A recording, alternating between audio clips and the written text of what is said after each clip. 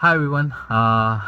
2 साल से हम जो कि दोस्तों घर में बैठे हुए थे, कोरोना की वजह से हम कोई भी फेस्टिवल जो कि एंजॉय नहीं कर पा रहे थे। आई होप कि ये साल की दिवाली आप सभी बहुत ही ज़्यादा एंजॉय कर रहे हो। तो वीडियो की शुरुआत में मैं आप सभी को दिवाली की ढेर सारी शुभकामनाएं देना चाहता हूँ। अ, आशा रखता हूँ कि आप सभी के जो काम अड़े हुए हैं वो सक्सेसफुल हो, आपके बच्चे सक्सेसफुल हो, आपके पेरेंट्स की हेल्थ अच्छी रहे और उनको जो कि है लंबी उम्र मिले। तो दोस्तों, वीडियो का मोटिव और भी एक है कि ये जो कि है एक स्टेटस अपडेट देना चाहूँगा कि किस प्रकार की जो कि हमारी हेयर ग्रोथ आज लग रही है। ठीक है। ये जो कि है हम शैम्पूइंग करके जो कि आपको दिखाने आया हूँ। कोई भी ऑयल वगैरह नहीं लगा है, बट हाँ ड्राई हेयर है, जिसकी वजह से पॉसिबली आपको बहुत ज़्यादा कुछ घने लग रहे होंगे। But this is how it looks like जब मैं बाल सुखा लेता हूँ शैम्पू करके। ठीक है, ऐसे कुछ लगते हैं हमारे बाल। थोड़ी देर के लिए ऐसा थोड़ा सा मलिंगा बन के घूमता हूँ घर में, बाद में जो कि हेयर सेट कर लेता हूँ। ठीक है। तो ये खुले बाल है, जब मैं सेट नहीं करता हूँ कि इस प्रकार के जो कि दोस्तों हमारे बाल लगते हैं जब खुले रहते हैं। ठीक है। तो सेट कर लेता हूँ तो हमारी नॉर्मल कुछ ऐसी हेयर स्टाइल लगती है। ठीक है। तो इस प्रकार का जो कि है मतलब लेंथ काफ़ी लंबी है इसकी। ठीक है। आपको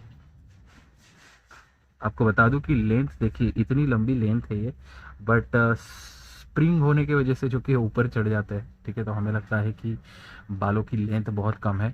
हालांकि इस पर्टिकुलर 1 साल में मैं 3 से 4 बाल जो कि है बालों को कटा चुका हूँ, बट फिर भी बढ़ जाते हैं। So that is a good thing जो हेयर ट्रांसप्लांट में ही पॉसिबल है, जो हेयर पैच में पॉसिबल नहीं है। ठीक है।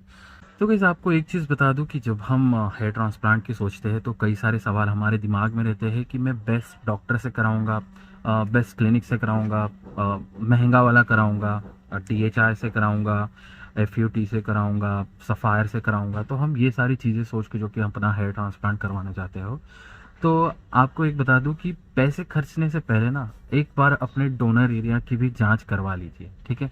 अगर डोनर एरिया सही में वर्थ है, सही में डिजर्व करता है एक अच्छे हेयर ट्रांसप्लांट के लिए, फिर ही जो कि हेयर ट्रांसप्लांट का डिसीजन लीजिए।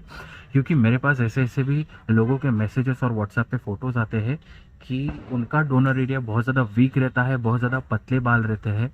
तो आपको कह दूँ कि आप या तो हेयर वीक के लिए चले जाइए, क्योंकि वीक डोनर एरिया में आपके डिज़ायर रिजल्ट्स नहीं आने वाले। एवरेज हेयर ट्रांसप्लांट रिजल्ट आने वाले हैं। ठीक है। वो भी आपको अच्छे खासे मेंटेन करने पड़ेंगे, तभी जाके जो कि कई सालों तक ये रिजल्ट्स टिका पाएंगे। ठीक है।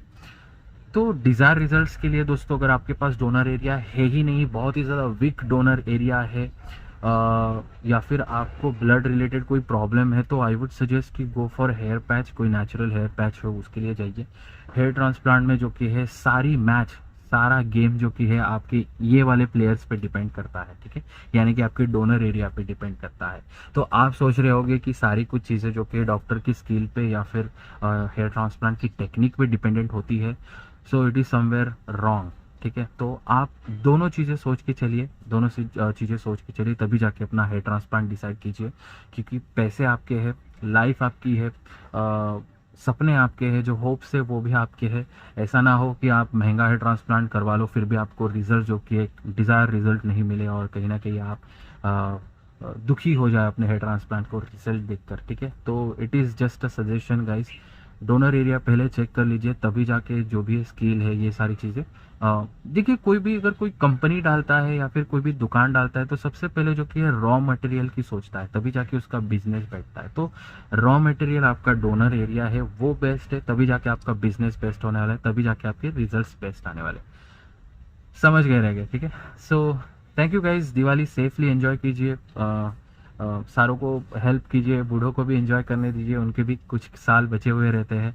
और हम सोचते हैं कि वृद्धाश्रम जाके लोगों को हेल्प करेंगे, तो इट इज़ बेटर कि आप किसी भगवान की पूजा करने से पहले या फिर किसी बूढ़े की हेल्प करने से पहले बाहर के अपने घर के ही बूढ़ों को अच्छा खासा हेल्दी रखो, उनको खिलाओ पिलाओ। ठीक है।